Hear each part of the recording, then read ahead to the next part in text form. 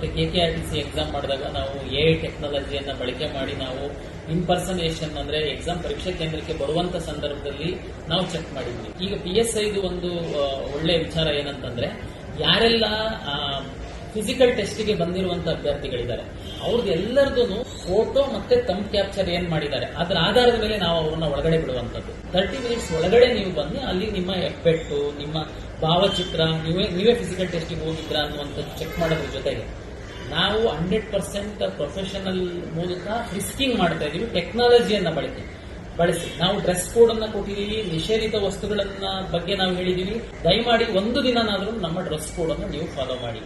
ಎರಡನೇದು 2 ಪೇಪರ್ ಇದೆ ನಿಮ್ಗೆ, ಡಿಸ್ಕ್ರಿಪ್ಟಿವ್ 50 ಮಾರ್ಕ್ಸ್ಗೆ ಮತ್ತೆ 150 ಮಾರ್ಕ್ಸ್ಗೆ ಏನು ನೀವು 2ನೇ ಪೇಪರ್ನ ನೀವು ಆಬ್ಜೆಕ್ಟಿವ್ ಟೈಪಿಂಗ್ ನೀವು ಬರೆಯುವಂತದ್ದಿದೆ. ನಾವು ಒಂದ್ಸರಿ ನೀವು ಒಳಗಡೆ ಎಂಟ್ರಿ ಆದ್ರೆ ನಾವು ನಿಮ್ಮನ್ನ ಹೊರಗಡೆ ಬಿಡಲ್ಲ. 2 ಪೇಪರ್ನ ಬರೆದು ತಾವು ಹೊರಗಡೆ ಬರುವಂತದ್ದು. ಹಾಗಾಗಿ ತಾವು ಅದಕ್ಕೆ ಸಿದ್ಧರಾಗಿ ಬನ್ನಿ. 1 ಪೇಪರ್ ಆದ್ಮೇಲೆ ಅರ್ಧ ಗಂಟೆ ಗ್ಯಾಪ್ ನಾವು ಕೊಡ್ತೀವಿ, ನೀರ್ಗೀರು ಕುಡಿಬಹುದು, ಬಟ್ ಒಳಗೇನೆ ನಾವೆಲ್ಲ ವ್ಯವಸ್ಥೆಯನ್ನ ಮಾಡ್ತೀವಿ. ಆ ಪೇಪರ್ನ ಇಸ್ಕೊಂಡು ನಾವು ಆಬ್ಜೆಕ್ಟಿವ್ ಪೇಪರ್ನ ನಾವು ಕೊಡ್ತೀವಿ. ಪರೀಕ್ಷೆಯನ್ನು ನಡೆಸುವಂತದಕ್ಕೆ ನಾವು ಸಕಲ ಸಿದ್ಧತೆಯನ್ನ ಮಾಡ್ಕೊಂಡಿದೀವಿ.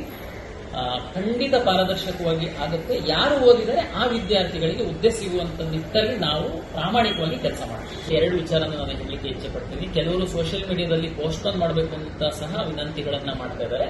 ದಯಮಾಡಿ ಅರ್ಥ ಮಾಡ್ಕೊಳ್ಳಿ, ಇದು ಈಗಾಗಲೇ ಪೋಸ್ಟ್ಪೋನ್ ಆಗಿ ಫಿಕ್ಸ್ ಆಗಿರುವಂತಹ ಪರೀಕ್ಷೆ. MP ಎಲೆಕ್ಷನ್ ಟೈಮಲ್ಲಿ ಫಿಕ್ಸ್ ಆಗಿತ್ತು. ಅದ್ರ ನಂತರ ಎಲೆಕ್ಷನ್ ಬಂದಿರೋ ಕಾರಣಕ್ಕೋಸ್ಕರ ಅನಿರ್ದಿಷ್ಟ ಅವಧಿಗೆ ಮುಂದೂಡಿದ್ರು.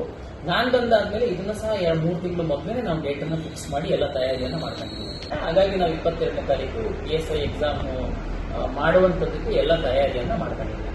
ಈ ಹಿಂದೆ ಏನು ದುಷ್ಟಶಕ್ತಿಗಳು ಬೇರೆ ಬೇರೆ ಮಾರ್ಗಗಳಲ್ಲಿ ಅವರು ಅಕ್ರಮಗಳನ್ನ ಎಸಗಿದ್ರು, ಅದಕ್ಕೆಲ್ಲ ನಾವು ಕಟ್ ಮಾಡುವಂತದ್ದಕ್ಕೆ ಏನ್ ಬೇಕು ಅನ್ನುವಂಥದ್ದು ಈಗಾಗಲೇ ಟೆಕ್ನಾಲಜಿಯನ್ನ ನಾವು ಬಳಕೆ ಮಾಡ್ಕೊಂಡಿದೀವಿ, ಸೆಕ್ಯೂರಿಟಿ ಫೀಚರ್ಸ್ ನ ಹೆಚ್ಚು ಮಾಡಿದೀವಿ. ಹಾಗಾಗಿ ಯಾವುದೇ ಒಂದು ಗಾಳಿ ಸುದ್ದಿಗೆ ನೀವು ಕಿವಿ ಕೊಡಬೇಡಿ.